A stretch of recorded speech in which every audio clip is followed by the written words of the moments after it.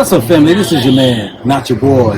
Goes live to Africa. Yo, man, what's good with you? Oh, man, living the life. Living the life. Yes, sir.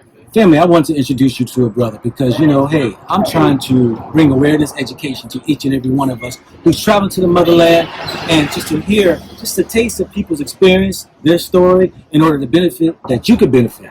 And not go through the same maybe road that they might went on, but also learn from the good side of it too, as well as by those things out here that you can go ahead and take advantage of. Brother, please introduce yourself, and we're gonna get into this. Okay, my name is J Wanz Youtube. Hebrew name is Benny Yah, and my stage name is also J Wanz. I'm also known as the Travel G, and it's an honor to be here, brother. Yeah, definitely an honor. Definitely to be honored to be here on your show. Appreciate it, man. Appreciate it. You reached out to me, and we was able to chop it up and all, and got to know more of your story. And I said, wow, this would be something that people probably can, just learn from a man's story that he has encountered.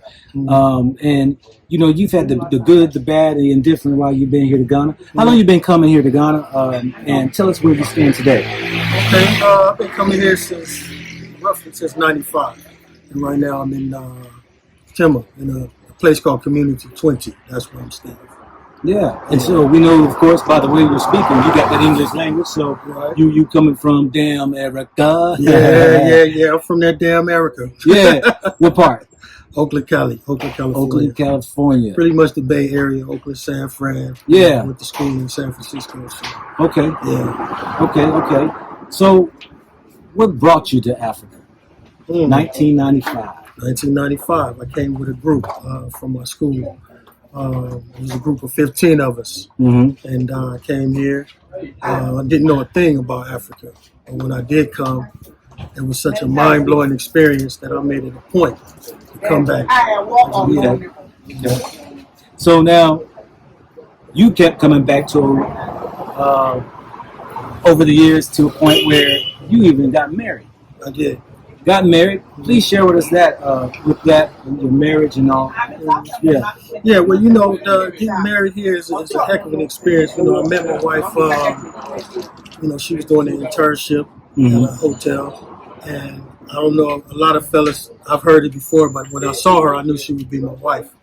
And I wasn't even looking for a wife at the time, but I just looking at her, something spiritual. Yeah. And I met her.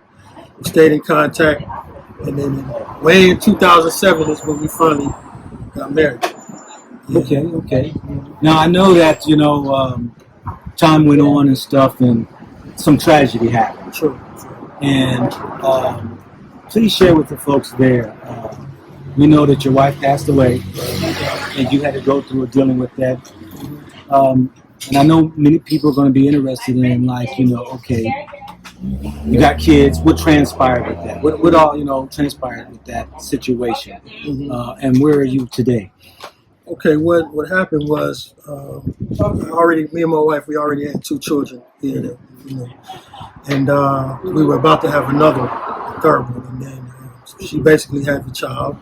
Everything went well, but the next day I got called to the hospital, and I rushed to the hospital only to find out that my wife passed away. And that's really one of the most tragic things that has happened in my life, of course.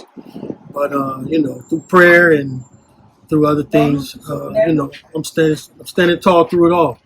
That's great. The plus side is that here in Africa, you do get what they call a family support, and the system is really intact. So right now, my in-laws have stepped in and are helping me right now. My sister-in-law and her husband, along with other family members.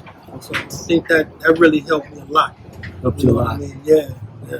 Now, because I know there are a lot of people who have fear when it comes to hospitals. Mm-hmm. It comes to health, healthcare and stuff like that. How is that, for you? Because you got 3 kids. Mm-hmm. Is there systems in place, as far as your healthcare, and how does that work? I mean, they have it here, but here it's all based on money. You know what I mean? Unfortunately, the more money you have, the better the healthcare system you get. Yeah. That's just how it goes in. You know what I mean? Yeah. You know, until things get better, that's where we're at right now. That's where you're at. Yeah. But thankfully, like you said, you know, you was able to walk through the situation, all that right there. Okay. Let's walk into another area, a different area, because I know you got some great things that you're doing here. You know, you're a businessman, right? Please share with us. Let's start, like, how'd you get into business? Is it complicated? What type of business is it? Whatever. Let's share with the people with that. Okay, a lot of it is through trial and error. I bumped my head quite a few times for, you know, over 20 plus years being here. But one of the things I'm into is fragrances. I am a fragrance man. I have my own 2 fragrances, 2 of which I've given you that I've come up with. And they smell really good too. Yeah. One of them is called Wakanda, and then the other one is called Black Soul. And you know, I mix them myself. So I make those along with the body butters and a lot of other things like that. Plus, I'm working with a good brother, a mutual friend of ours by the name of Brother David. I'm a major distributor of herbs. We sell herbal products. You know, things for your health, things for various things that get you, make you strong and keep you on top of your game. Yeah. Now, because you say you come back and forth to Africa. Quite a bit. And all that right there. You go back to America. I guess you do business there. Yeah, go there just to take care of business, but most of the time nowadays, since the family's here, you know, I'm here. You're here most of the time. Yeah. Share with us, man, the positive of what you find here in Ghana that's been drawing you to come back every time. What is it about Ghana? Yeah. You know, that's the question I often ask myself too. But you know what I mean? Yeah. But the hospitality here is very good. You know, it's a peaceful country. You know, I've been to over 30 countries, so when I see a peaceful place, I definitely know it. I've been in some hostile places, but you can pretty much walk where you want. You know, nobody's gonna bother you. You know, people are usually pretty hospitable. The food is good. You know, the women are beautiful. Women are beautiful. Hey. You hear from me, the women are beautiful. Right. Yes. And, you know, overall, you know, there are opportunities, even though some people might disagree, but there are opportunities coming from abroad to make things happen. You know. For example, what would you consider to be one of the many great opportunities in Ghana? One of them would be, which is a lot of people are able to get land at a relatively moderate price. Moderate price today, yeah. But at least build and do things, and to set up a business is not too expensive. You know, with relatively little or nothing money, you can get things started and get things going, and it's not so much red tape. Yeah. And I think that's the biggest thing that's even plaguing our people in the States is the red tape, the stuff, the hoops that you often have to go through. It gets tiresome. Yeah. Wow. Now I know that doing business, you have your beautiful children that I was able to see. You showed me your children and all, you know. A single father. How is that? I know, you know, in America it's a different ball game being a single father. But you got school-age children. How do you manage all that on your own? How do you, I mean, you know, you said it's a great support. Thank goodness you got your family support. That's right. But how do you, as a single man, because there's men who send me emails who are single fathers who want to come to Africa. This is the reason why I'm asking the question, but how do you manage with that? Well, first and foremost, you know, I give my praises and my trust in the Most High. He's actually made a way for me. You know what I mean? To be able to provide and to be able to merge in with the system and the culture, which is not always an easy thing. Right. But like you mentioned with the family support system and things of that nature, and a lot of things being in place, I'm able to do that. But by my own might, I wouldn't even say it's by my own might. I would say it's by the grace of the Most High. Hey, I'm with you on that one right there. Sir. The Most High is everything. I know, man, you are into music. True. And, you know, I was thrown back when I saw your video. I said, my brother, man, look, hey, and it's not bad video either. I mean, some songs, and I said, what do your music? He said, your cousin is somebody. Cousin by the name of Black Love. And I'm like, what's this older brother right here, doing music, but you enjoying life too. True that. You enjoying it. And you seem like, man, you got your hands in a lot of adventures that, you're like, you ain't too old to do the things that you have a desire to do. Right.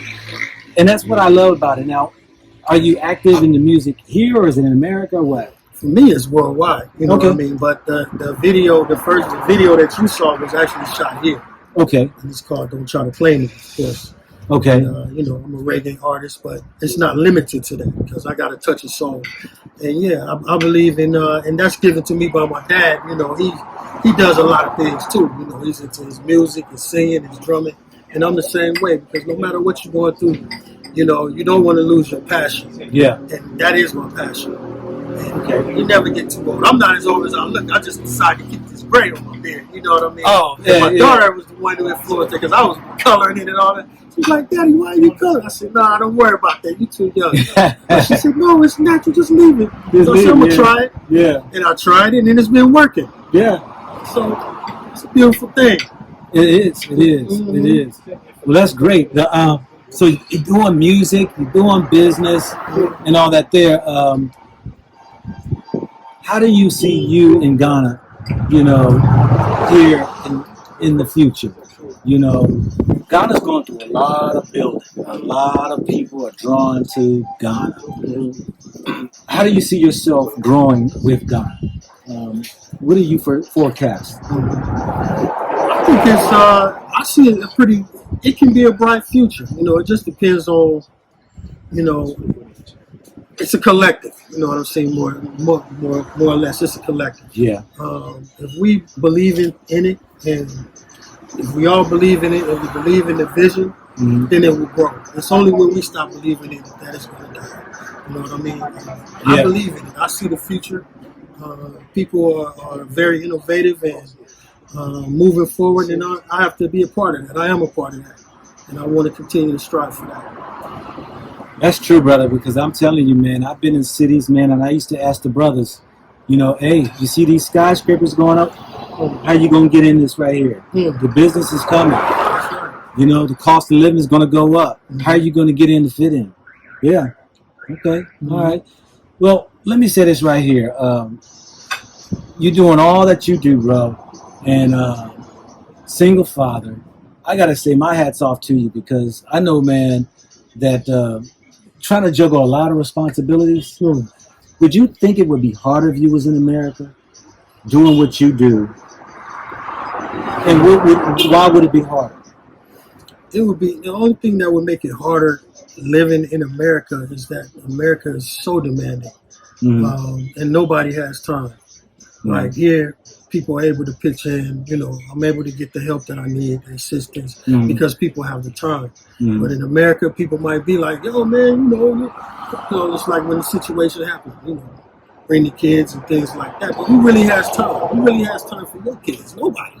Yeah. Who has time? And then even just to even do your passion and things like that, we so bogged down in the States with work that you really don't have time for your passions a lot of times. It's just go to work, come home, eat, sleep, and go back to the grind. And so you really don't have that time. But here it gives you the time to do a lot of things.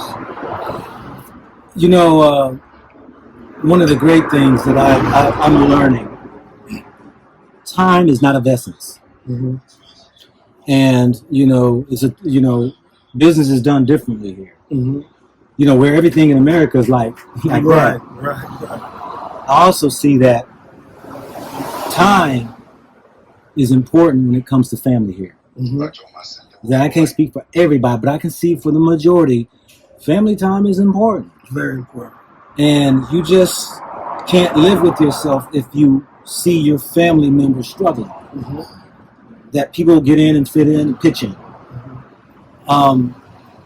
Do you feel that sense of family here amongst the locals? Have you been embraced by the locals, even outside your circle of family? I mean, where do you see that?